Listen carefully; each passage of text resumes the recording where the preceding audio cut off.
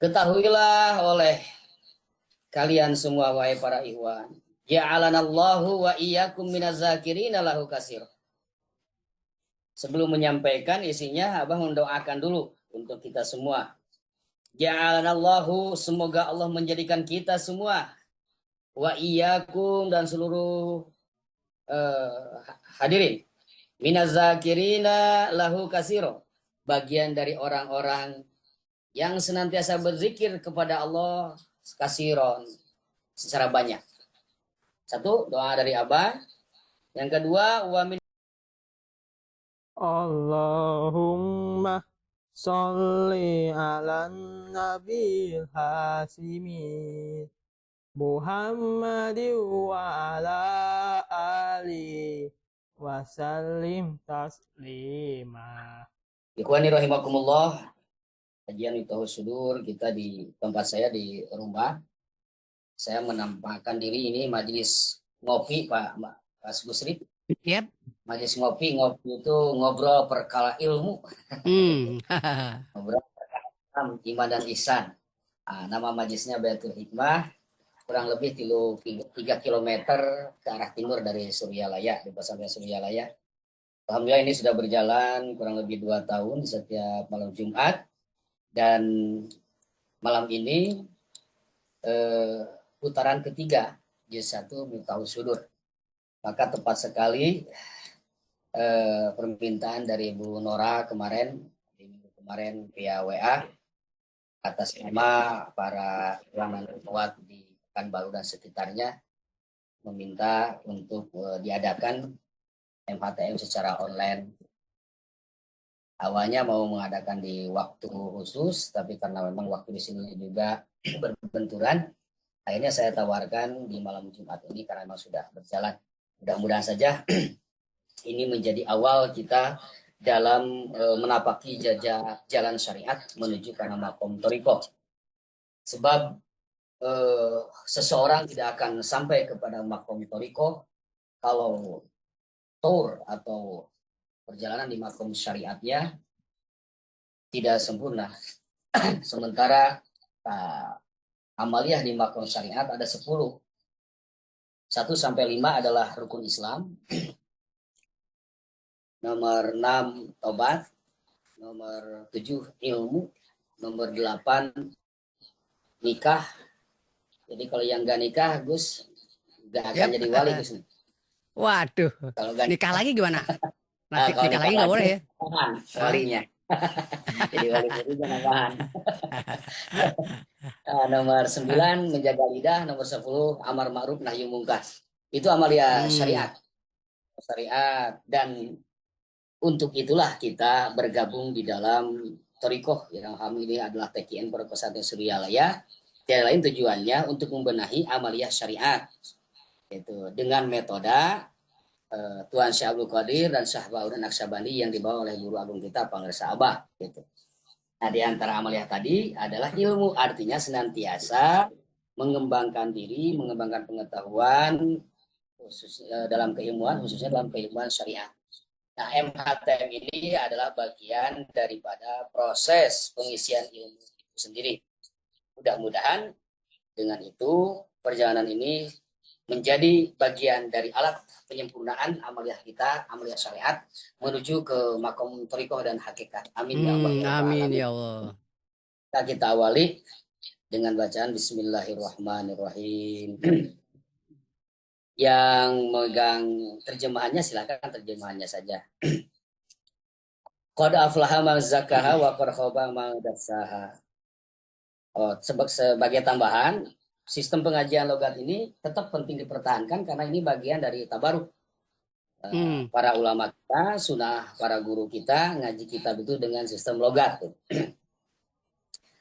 Qad aflaha man zakkaha wa qad khaba man dassaha. Surat Al-A'la ayat 9-10. Qad aflaha teman-teman bagja sapa man jama zaka anu geus nyucikeun man kana jiwana wa qad khaba jeung teman-teman rugi sahaman jama dasa anu geus ngotoran ha kana jiwanya. Berbahagialah orang-orang yang telah mensucikan jiwanya dan merugilah orang-orang yang mengotorinya. Muqaddimatun ari ieu eta hiji mukadimah. Inilah sebuah pendahuluan. Bismillahirrahmanirrahim. Bismillahirrahmanirrahim. Abdi ngaoskan aya kitab Miftahus Sudur. Bari nyuhunkeun pitulung sareng ngalap berkah punyipat jenengan Allah, sifatna Allah Ar-Rahmani. Anu apari nikmat ageng sareng nikmat awet dunya sang di akhirat, sifat Allah Ar-Rahim di akhirat unggul. Alhamdulillah, adapun segala puji itu lillahi, hanya milik Allah semata. Allazi hadana, yang telah memberikan petunjuk atau hidayah kepada kita semua, lihada, terhadap majlis ini. Tanpa hidayah dari Allah, kita tidak mungkin bisa berkumpul di majlis ini, baik offline maupun online. Maka maksud di sini adalah bersyukur atas hidayah Allah yang telah mengumpulkan kita di majlis Miftahus Sudur ini. Wa ma kunna, dan tiadalah kita linah tadia, untuk menerima petunjuk laula an hadanallah, sekiranya tidak ada hidayah dari Allah Subhanahu wa taala. Wassalatu, dan adapun rahmat Allah wassalamu dan keselamatannya itu ala sayyidina al-mukhtar, semoga tetap disampaikan kepada Tuhan kita semua, Nabiullah Muhammad SAW al-mukhtar yang terpilih, wa ala alihi, beserta keluarganya, wa ashabihi, dan para sahabatnya, al-akhyar yang terpilih semuanya. Wabadu, kemudian daripada itu, kalau bahasa santri, wabadu, dan setelahnya membaca bismillah, alhamdulillah, sholawat dan salam. Fa'lamu, maka ketahuilah olehmu, ma'asyirul ikhwan, wahai segenap ikhwan. Ini pembukanya, Abah menggunakan fa'lamu ma'asyirul ikhwan. Karena ini adalah majlis ilmu. Sama dengan firman Allah, fa'lam annahu la ilaha illallah. Ketahuilah oleh kalian semua, wahai para ikhwan, ja'alanallahu wa iyyakum minaz-zakirina lahu katsir.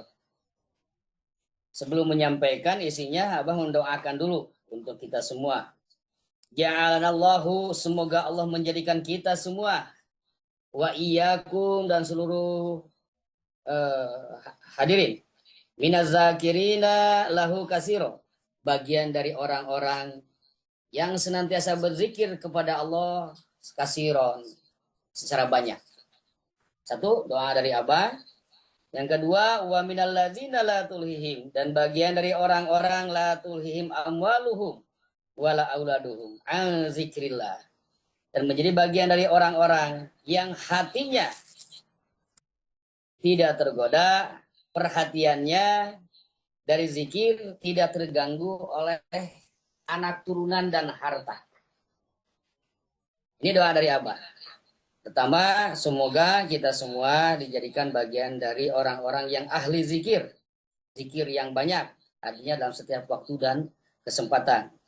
Pertama. Yang kedua, dan menjadikan kita sebagai bagian dari orang-orang yang memiliki hati tidak terganggu oleh turunan, oleh harta. Tapi hati fokus zikir kepada Allah. Amin ya Allah ya Rabbal alamin. Al-Fatihah.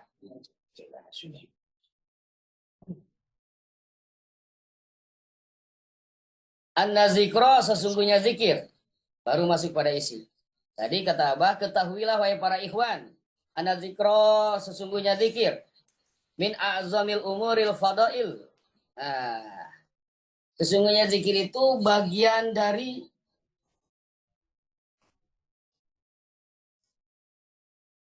permasalahan yang memiliki karunia paling agung. Ya, yang pertama, yang kedua, wa afdalil qurbat, dan sebagai kurbah yang paling utama, alat untuk mendekatkan diri kepada Allah yang paling utama. Wa usalil wasail, dan sebagai wasilah atau media. Ya. Media yang paling efektif menuju kepada Allah Subhanahu wa taala. Hal ini berdasarkan firman Allah, wala zikrullahi akbar. Dan sesungguhnya zikir kepada Allah itu akbar, agung. Jadi yang agung itu ternyata tidak hanya Allah. Zikirnya pun menjadi agung. Tetapi zikir tidak akan ada kalau tidak ada yang menzikirkannya. Maka maksud ayat ini, yang dimaksud zikir adalah perkara yang agung, itu berarti orangnya. Maka dengan demikian, para ulama, ahli zikir, ulama sufi, para aulia Allah, sudah diagungkan oleh Allah. Maka wajar jika ikhwannya, jika muridnya mengagungkan. Bukan lagi wajar, tapi seharusnya. Atas petunjuk Allah, wala zikrullahi akbar. Sekali lagi, bahwa zikir kepada Allah itu adalah agung. Sementara zikir tidak akan ada kalau tidak ada yang menzikirkannya. Karena zikir ini adalah pekerjaan. Kata Santi, hal ini disebut majaz agung. Maka yang dimaksud dengan kalimat ini adalah orang yang berzikirnya. Jadi, orang yang berzikir sudah dipuji oleh Allah, diagungkan oleh Allah. Maka wajar kalau santrinya, muridnya, ikhwannya mengagungkan orang-orang tersebut. Kata-kata mengagungkan di sini bukan berarti mendewakan. Karena dewa itu tidak ada dalam konsep Islam. Kalau orang Islam menuduh kepada para sufi bahwa murid-murid Thariqah, bukan sufi, murid-murid Thariqah mendewakan gurunya, itu sama dengan orang yang menuduh itu telah meyakini sesuatu yang tidak ada dalam Islam. Artinya dia sendiri telah berbuat musyrik. Adapun para ikhwan termasuk kita mengagungkan kepada guru itu karena ada zikirnya. Jadi kita mengagungkan guru itu karena ada zikir berdasarkan ayat ini. Ini tidak jadi masalah. Kalaupun harus dikatakan mendewakan, kita lebih mendewakan kepada guru. Karena seandainya dewa itu setingkat malaikat, maka ahli zikir lebih dari malaikat. Bahkan malaikat menjadi khodam para ahli zikir. Nahnu awliyaukum fil hayati dunya wal akhirah. Kata malaikat, kami yang akan menjadi khodam, pembantumu, penolongmu dalam kehidupan dunia dan akhirat. Maka harus jelas ya, ketika kita mengagungkan guru, itu sudah ditunjukkan oleh Allahnya. Nggak akan jadi musyrik. Nah, ini ayat yang menunjukkan betapa zikir ini adalah hal yang paling utama. Dari berbagai urusan yang memiliki karunia, memiliki keagungan, zikir adalah yang paling agung. Ya ayyuhallazina amanu, hei orang-orang yang beriman. Ya ayyuha, ada 3 nih. Harap nida, 2, kemudian harap tanbih. Yang dipanggil 3 orang. Raga, nyawa, rasa. Raga, nyawa, rasa dari orang-orang beriman. Uzkurullah zikron kasiro. Kalian semua wajib berzikir kepada Allah sebanyak-banyaknya. Kalimat uzkuru di sini adalah kalimat perintah fil amar. Menurut kaidah ushul fikih, al aslu fil amri lil wujub. Asal dari sebuah kata perintah menunjukkan kepada hukum wajib. Selama tidak ada korenah atau keterangan yang menunjukkan sunat. Akimi sholat alizikri, dirikanlah sholat untuk mengingatku. Nah ini ayat tidak ada keterangan menunjukkan sunat. Maka sholat di situ adalah sholat fardu. Berbeda dengan tahajud. Fatahajad bih. Maka bangunlah kalian. Bangunlah kamu. Di sepertiga malam itu. Nafilatan, ada keterangan, ada korenah. Yang menunjukkan sunat. Sebagai sunat, maka tahajud hukumnya sunat. Nah di sini uzkurullah zikron kasiro tidak ada keterangan yang menunjukkan sunat, maka zikir hukumnya wajib. Ini pendekatan dari ayatnya. Bahkan lebih wajib dari sholat. Kenapa? Pertama, sholat tidak ada zikir tidak akan sampai pada Allah, tidak akan diterima. Ayatnya jelas. Toha ayat 14, surat nomor 20. Akimis sholata li zikri. Dirikan sholat tujuannya li zikri, hanya untuk mengingat aku. Jadi kalau di dalam sholat tidak ada ingatan kepada Allah, tidak ada zikir, tidak akan diterima oleh Allah. Bahkan diancam oleh api neraka. Fawailul lil musallin. Kecelakaan atau neraka wel bagi orang-orang yang sholat. Kenapa? Alladzina hum ala sholatihim sahun. Orang diancam oleh neraka karena sholatnya qalbunya lupa kepada Allah. Ini yang pertama. Zikir lebih wajib daripada sholat. Itu. Karena sholat tanpa zikir nggak akan sampai. Begitupun haji tidak ada zikir nggak akan sampai. Pertama. Yang kedua, ayat perintah tentang zikir di dalam Al-Quran yang jumlah ayatnya 6.236, ini lebih banyak perintah zikir daripada perintah sholat. Ini pun menjadi sebuah dalil bahwa zikir itu adalah wajib. Oleh karena wajib, maka jika tidak dilaksanakan harus dikodok. Makanya, kata pengarang Abah, kalau waktunya sempit, 3 saja nanti dikodok. Sama dengan sholat, kalau tidur, nggak bangun, atau lupa, kodok. Demikian juga puasa. Nah, ayat ini menunjukkan terhadap zikir, tetapi umum ini zikir jahar dan zikir khafi. Nah, dari surat Al-Ahzab ini 40. Kemudian ayat yang keduanya, ayat yang ketiganya di sini dari Al-A'raf 205. Wadhkur rabbaka fi nafsika tadarru'a wa khifatan wa duna jahri minal qaul. Dan sebutlah rabbaka Tuhanmu fi nafsika di dalam jiwamu. Nah, ini harus menyebut nama Tuhan di dalam jiwa atau di dalam diri, di dalam kolbu. Nih, ayat zikir hobi. Dalil zikir hobi. Sebutlah nama Tuhanmu di dalam dirimu, di dalam jiwamu, di dalam kolbumu. Tadarru'a wa khifah. Dengan kondisi yang harus merasa tadarru, rendah diri, wahibatan dan rasa takut terhadap azab Allah Subhanahu wa taala. Wa duna jahri, tanpa suara. Sebutlah zikir khafi. Kata perintah, kemudian ada keterangan duna jahri, kata perintah zikir di dalam jiwa. Ini yang pertama. Kemudian ada keterangan tanpa suara. Jelas ini ayat Al-A'raf 205 menunjukkan kepada zikir khafi. Makanya tidak boleh disuarakan zikir khafi. Bila pun disuarakan, bukan lagi zikir khafi. Karena yang disebut zikir khafi itu zikir tanpa suara, tanpa gerakan. Kalau sudah disuarakan jadi zikir jahar. Karena jahar ada suara, ada gerakan. Makanya kalau kita ditanya oleh Ikhwan atau orang yang belum Ikhwan, apa sih zikir khafi? Cukup zikir di dalam qalbu. Apa yang dibacanya? Nah, itu bukan wilayah, bukan bagian saya. Bukannya ilmu harus diinformasikan di mana-mana, betul. Tetapi dalam hal ini yang harus memberitahunya adalah ahlinya. Jadi wakil takin dalam hal ini.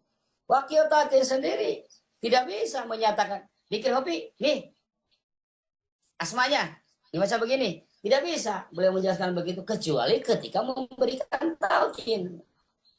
Apalagi kita. Jelas ya? Zikir khafi.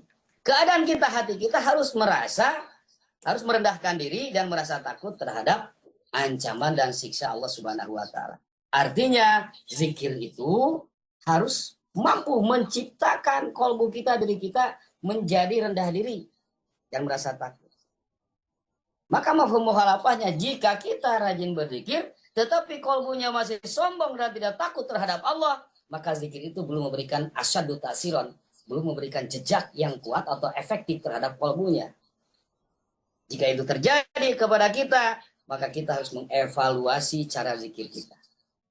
Caranya, datangi pembimbingnya. Bimbingkan lagi, konsultasikan apa yang salah dalam diri saya, apa kekurangannya. Begitu. Nah, ikhwani rahimakumullah. Zikir khafi ini tanpa suara bil gudui wal asal, dari pagi sampai sore. Banyak lihat esok, nyambung. Dari pagi sampai sore, dari sore sampai pagi. Terus berarti 24 jam tanpa jeda. Bahkan ketika kita BAB di atas, kalau saya duduk ataupun jongkok, zikir khafi jalankan. Ini luar biasanya zikir khafi, Pak. Bayangkan, Pak, kalau kita lagi BAB, nggak punya zikir khafi, lalu meninggal. Nauzubillah min dzalik, sul khatimah. Kan di WC nggak bisa gitu, masa Al-Fatihah nggak bisa. Oh, di WC baca Quran haram itu kan. Nggak ada, nggak bisa. Satu-satunya yang bisa dijadikan amaliah di kamar mandi itu adalah zikir khafi. Maka bayangkan kalau kita nggak punya zikir khafi, lalu kemudian meninggal di kamar mandi, nauzubillah min dzalik. Inilah yang harus disyukuri oleh kita. Dipertemukan dengan Guru Agung Pangarsa Abah, baik secara langsung maupun melalui para muridnya, wakil talqinnya. Sama saja, karena itulah guru yang hidup pada saat ini. Yang dimaksud guru yang hidup Syekhun Hayun adalah wakil talqin. ahlu talqin wa ta'lim menurut Mutawassil. Nah, ikhwani rahimakumullah. Jadi zikir hobi tidak ada batas, tidak terikat ruang dan waktu, tidak ada suara, tidak terikat ruang dan waktu. Itu harus menjadi bagian dari aktivitas hati. Nah, darah daging cek orang Sunda. Ya. Kenapa harus menjadi aktivitas hati? Karena hati tidak pernah berhenti bicara. Ada gak di sini yang pernah merasakan hati berhenti bicara? Hah? Ikhwan-ikhwan onliner, ada gak yang pernah hatinya berhenti bicara? Enggak. Kapanpun, dimanapun, hati terus bergerak. Tidak pernah berhenti. Ini sebagai tajalli sifat kalam Allah Subhanahu wa Ta'ala. Nah, zikir hobi harus seperti itu. Ya. Bil gudu wal asr. Wala takum minal ghafilin. Sekali-kali jangan menjadi orang-orang yang ghaflah atau lalai, alias kolbunya lupa terhadap Allah. Ada dua yang disebut ghafil. Satu di Al-A'raf 179. Ghaflah di sana adalah yang tidak berpikir. Ini Al-A'raf 205. Ghaflah di sini adalah orang yang tidak berzikir. Jadi ghaflah itu adalah orang yang tidak berpikir dan tidak berzikir. Disebut orang lalai. Tidak berzikir, tidak berpikir. Disebutnya orang lalai. Ikhwani rahimakumullah. Nah, ini sepintas tentang mukadimah. Yang ingin diperdalam di dalam pertemuan awal ini adalah pembahasan tentang nama kitab itu sendiri. Sholli ala nabil hasimi Muhammadin wa ala ali wasallim taslima.